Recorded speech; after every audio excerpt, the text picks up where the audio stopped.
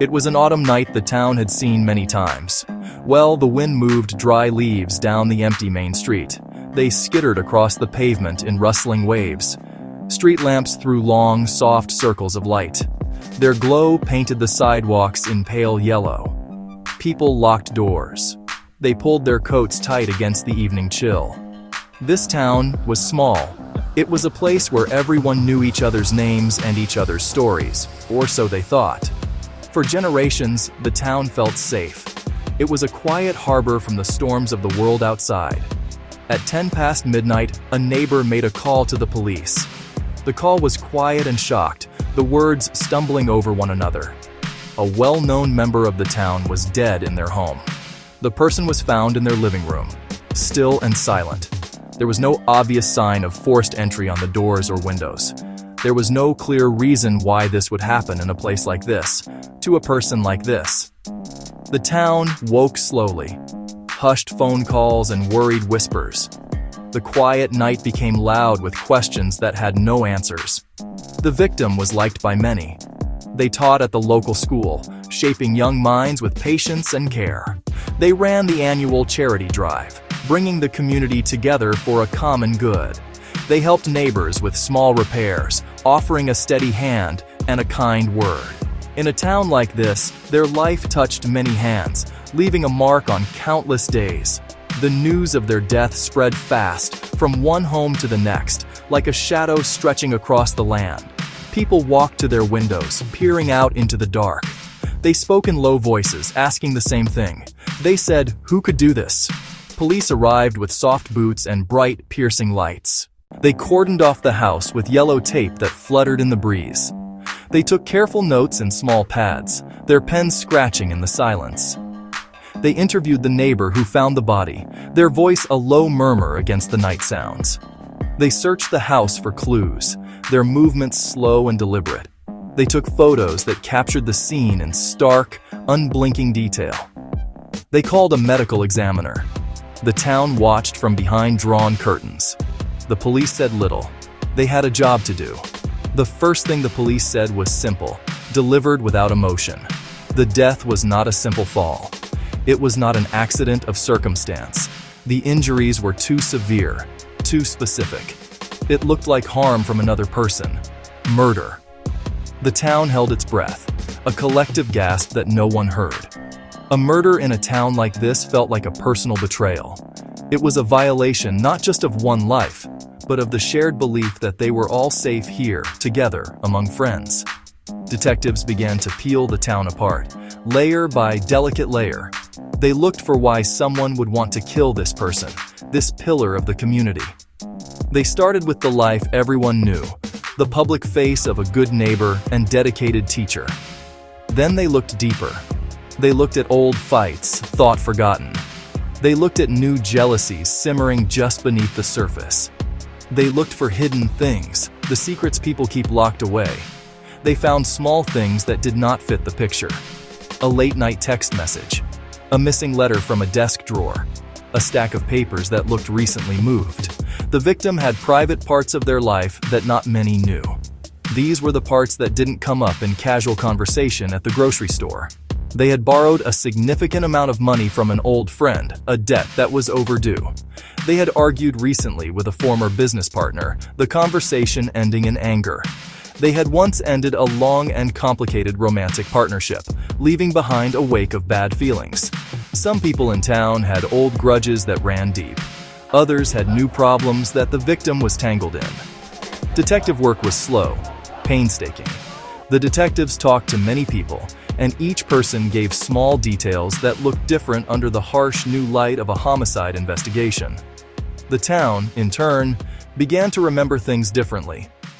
A shared laugh at the town fair felt hollow in hindsight. People replayed their last conversations, searching for a clue they might have missed. Had there been fear in their eyes? Was their smile a little too forced? The person everyone thought they knew was becoming a stranger. The life that had seemed so open and simple was now a puzzle with missing pieces.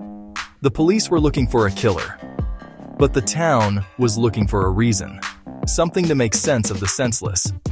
The investigation moved forward, one quiet interview at a time. The detectives were methodical. They started with the inner circle: family, close friends, the neighbor who found the body. They asked about routines, about recent changes in behavior, about anyone who might have wished the victim harm. The answers were mostly the same: shock, disbelief, a deep and profound sadness. Everyone said the victim had no enemies. But in a small town, an enemy doesn't always announce themselves. Sometimes they smile right at you. The detectives listened patiently, noting every pause, every averted glance. Then they widened their net. Colleagues at the school, people involved in the charity drive, the former business partner who'd moved to the next county. Each conversation added another thread to the tangled story. A teacher mentioned a heated argument with a parent weeks earlier. A volunteer remembered the victim looking worried about finances. The former partner said their last talk was about a shared investment that had gone sour. The image of a universally loved figure began to fracture. The victim had been acting as an informal lender to townspeople who couldn't get loans from the bank. Some repaid their debts, others did not. One was a man who'd recently lost his job and was desperate.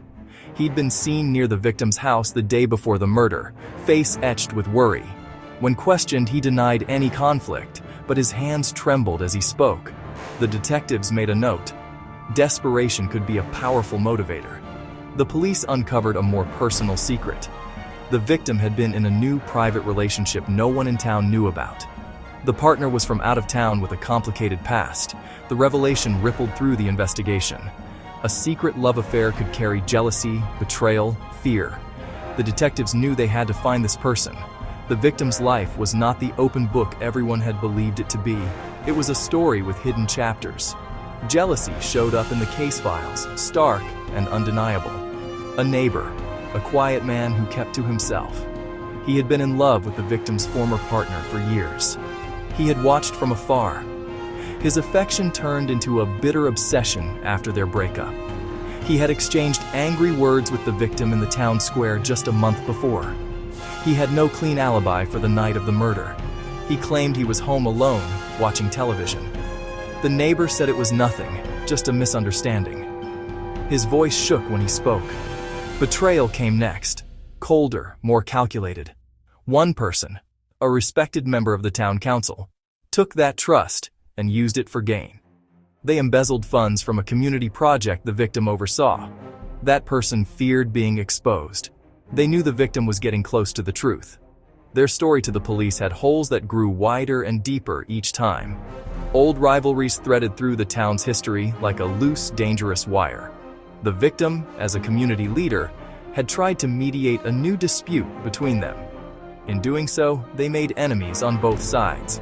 Some felt the victim had picked the wrong side.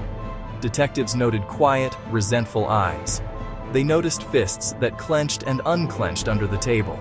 Detectives had to treat each possibility with equal weight. They couldn't be swayed by town gossip or intuition. They needed more than motive. They needed proof. The truth was there, buried under layers of resentment, fear, and long-held secrets. The truth was patient, hidden in plain sight. Clues were small, almost insignificant on their own. A coffee cup left on the kitchen counter held a fingerprint that did not belong to the victim or the neighbor who found them. A note, torn into tiny pieces, was discovered hidden under a loose floorboard in the study. When painstakingly pieced together, it contained a single, cryptic phrase: "You can't hide it forever."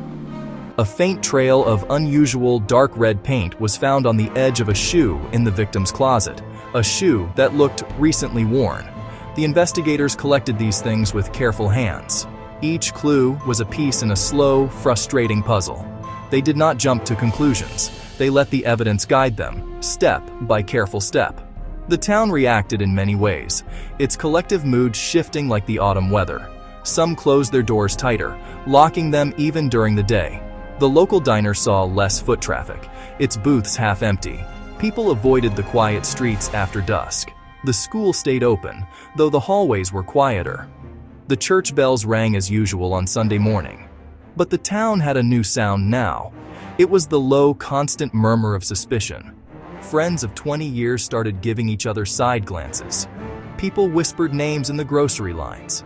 Detectives brought the primary suspects to the station for more formal interviews.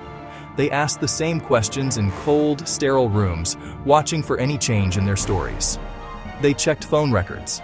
They checked bank statements. They checked credit card histories. The jealous neighbor's story held up, but he was visibly nervous. The council member who had betrayed the victim's trust changed their story about where they were that evening, a small but significant alteration. The old rivals had alibis, but they were provided by family members, making them less reliable. The investigators weighed each fact, each denial, each flicker of fear in a suspect's eyes. Then, a careful forensic test opened the way forward. A single fiber found on the council member's jacket was a perfect match for the victim's living room rug.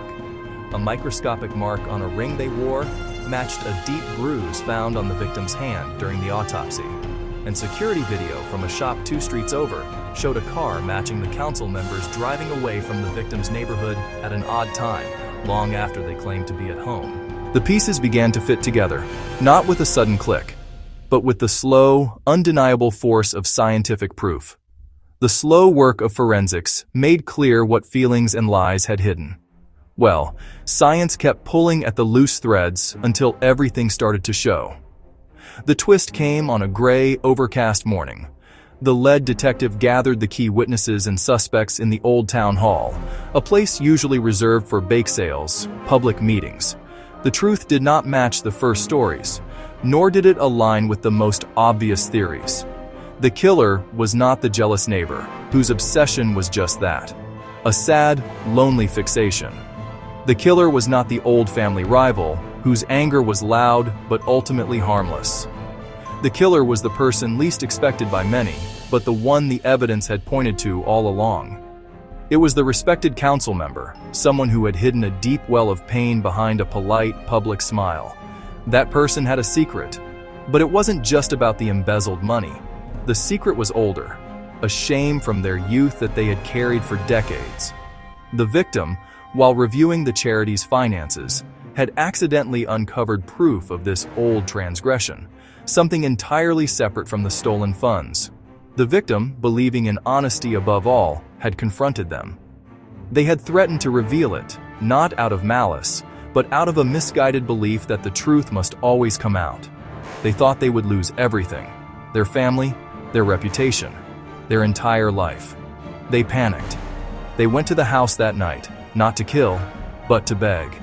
They pleaded with the victim to keep the secret buried, but the victim was resolute. Words turned into a heated struggle. A desperate shove became a tragic fall against the hard edge of a coffee table. The scene turned quick and ugly. No one intended murder at the start of that conversation, but the result was still one dead body, a life taken too soon, and many other lives left in ruins. When the detective laid out the evidence, the fiber, the mark on the ring, the timeline from the security camera, the person broke. The arrest was quiet, without drama. The council member was led away in handcuffs, their head bowed in silhouette, a face drained of exhaustion and despair. The town felt better and worse. The truth was finally out, a single, clear fact, in a sea of rumors. But that truth came with a terrible cost. Old smiles on family photographs looked thin and fragile. Long friendships that had weathered decades ended in silence. People said the town would heal, but healing would be slow. Trust, once broken, is not easily repaired. The place where children played on manicured lawns needed time to feel safe again. In the weeks that followed, neighbors left flowers on the victim's porch, their colors a bright splash against the somber wood. The school held a small, quiet memorial. Students shared stories of kindness and patience. Teachers shared memories.